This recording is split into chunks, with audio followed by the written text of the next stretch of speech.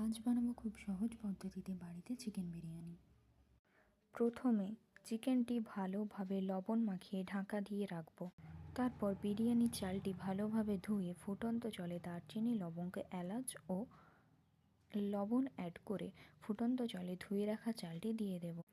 ভাতটি 70% হয়ে গেলে কড়াই গরম করে পরিমাণ মতো সাদা তেল, তারপর পেঁয়াজ অ্যাড করব। পেঁয়াজ ভালোভাবে ভাজা হয়ে গেলে তুলে নেব। তারপর চিকেনগুলো হালকা করে ভেজে নেব। ভাজা হয়ে গেলে চিকেনগুলো তুলে নেব। তারপর ওই তেলে পেঁয়াজ, জল, আদা ও রসুন বাটা, গোলাপ জল, কেওড়া জল ও মিঠা আতর দেব। সব কিছু পরিমাণ মতো দিতে হবে। তারপর কাশ্মীরি রেড চিলি পাউডার দেব, মশলা দেব বিরিয়ানি। ভেজে রাখা চিকেনগুলি ভালোভাবে সেদ্ধ। তারপর একটি বাটিতে উষ্ণ গরম দুধ, 1 চামচ গুঁড়ো দুধ, কেশর, গোলাপ জল, কেওড়া জল এবং মিঠা আতর অ্যাড করে নেব। চিকেনটি ভালোভাবে সেদ্ধ হয়ে গেলে তুলে নেব।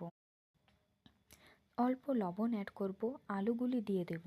ভালোভাবে আলুগুলি সেদ্ধ হয়ে গেলে তুলে নেব। তারপর একটি হাঁড়িতে অল্প ঘি মাখিয়ে নেব।